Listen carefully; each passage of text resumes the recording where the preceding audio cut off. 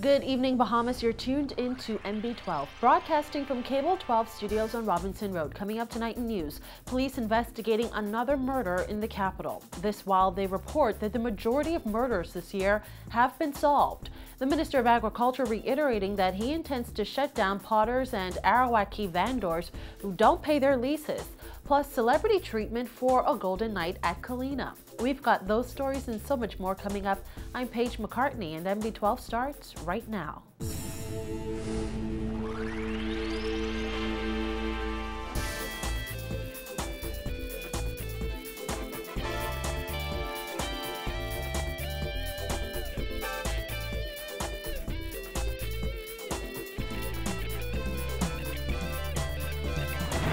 Welcome once again to MB12. A grieving family is calling for justice tonight after a man in his 60s was gunned down. Police say the victim was visiting a friend's home off Carmichael Road this afternoon when two gunmen robbed him of his chain and shot him multiple times. Authorities say they won't rest until they catch the culprits. Fawning Toot has the story.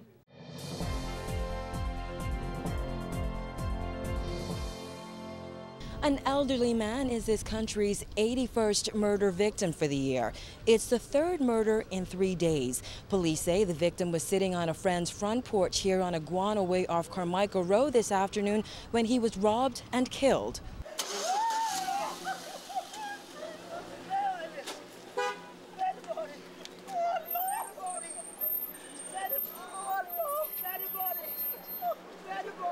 Faye Miller was inconsolable when she arrived on the murder scene shortly after 2 this afternoon. Clutching her chest, she pleaded with police officers to allow her to see her cousin Ernest Hepburn's body.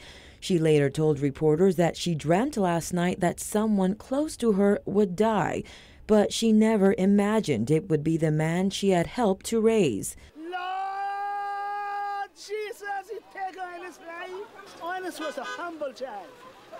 When Ernest lived with me all his days till he get married. Never no problem. Never bother nobody.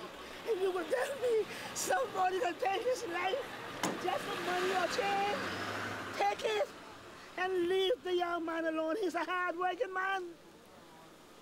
Oh my God. Hepburn is said to be in his 60s.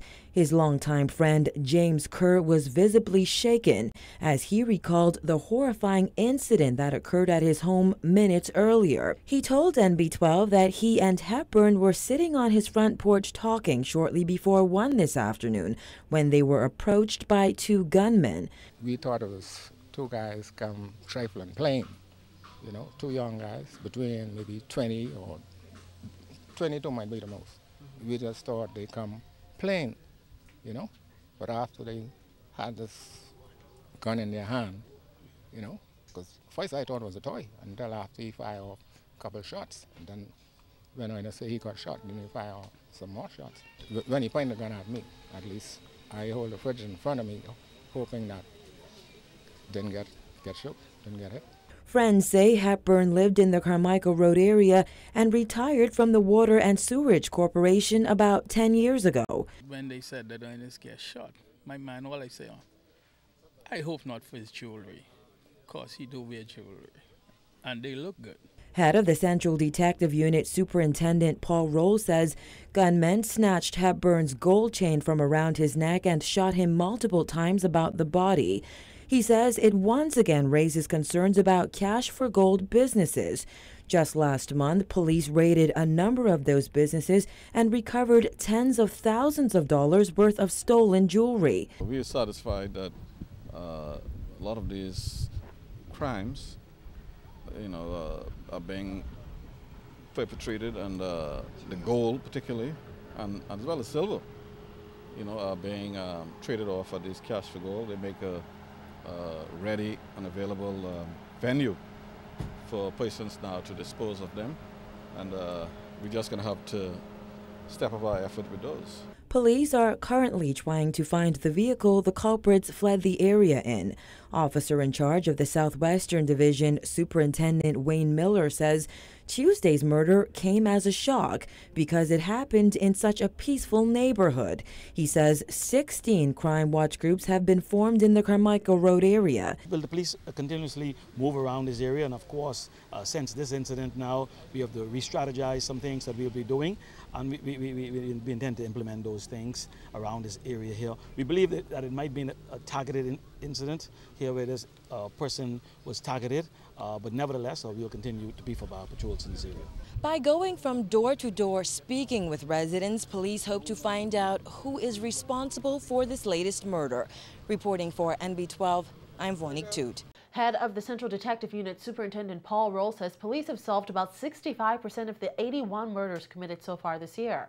He says that's encouraging because this time last year, police had a detection rate of about 50%.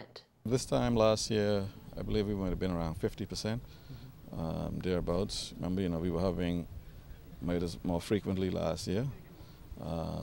We have done a whole lot of work this year in terms of targeting these persons responsible, and many of them now are in prison. And so, the results you can see. Murders are also down. Up to August 28, 2011, police recorded 92 murders. Roll attributes their increased success to the aggressive approach taken by the force. However, he says it's too early to celebrate. I am extremely happy and pleased. You don't want to celebrate too much just yet because, in the last couple of days, this now makes 3. And so but what is significant about the spree of murders is that at least those gang murders, which have been costing us a considerable amount of work.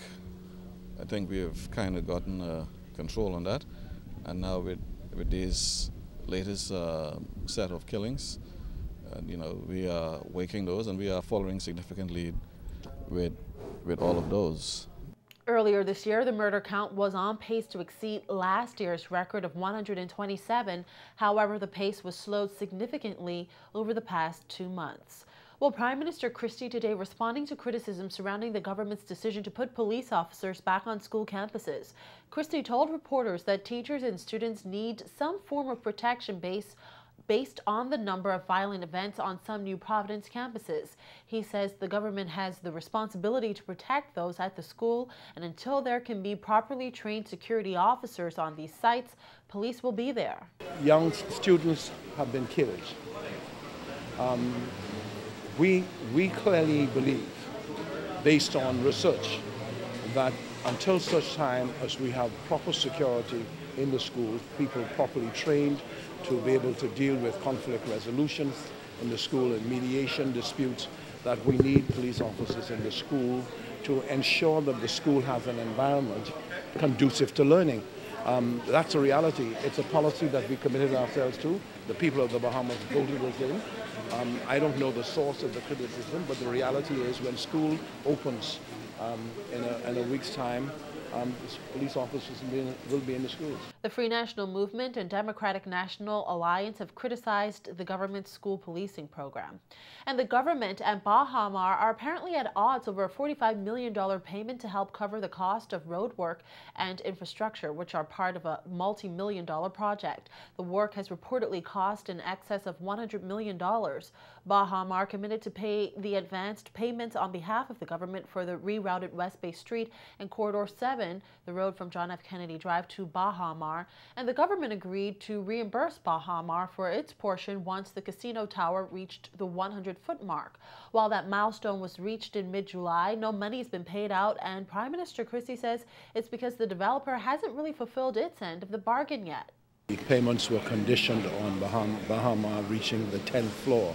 When I spoke, they had one part of the building was the 10th floor, but the superstructure on the 10th floor, they had not complied, so to speak. They're near that position now, so I would imagine it would not be too long from now when we are able to have agreement on what we should pay.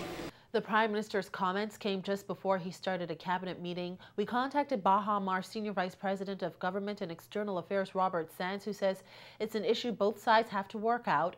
According to Sands, the issue arises out of an interpretation of the 100-foot mark. He says Baha Mar thinks it has fulfilled that requirement, but that is a matter under discussion between the parties. He confirmed, though, that the entire casino tower would be above the 100-foot mark by the first week of September. Once completed, the casino hotel will have 1,000 rooms, 32 floors, and 10,000 square foot casinos. Baha Mar says the project is on pace to meet its December 2014 completion date.